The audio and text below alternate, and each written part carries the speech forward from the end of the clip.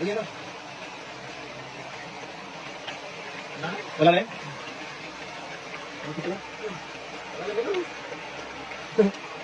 Diba? Ah, tilapia? Tilapia? Ayun, grabe yung utas na to.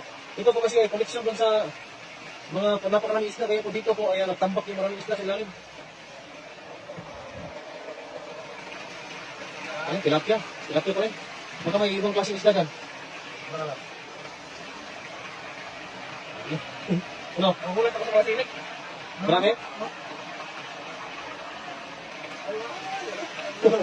Tilapia pa rin. Pwede na yan. Puno yung balde mo dyan. Ang dami yan. Ang dami yan. Nasa ilalim pero. Dadahan ka na. Ito, maliit lang po na butas pero. Mabangga na mga kamay ko eh. Maliit lang po na butas pero puno-puno ng biyaya sa ilalim. Ayan, tilapia. Grabe. Ito mo ito ay, tilapia. Ayan. Puno yung ano mo. Puno yan, napakalaki talaga dyan.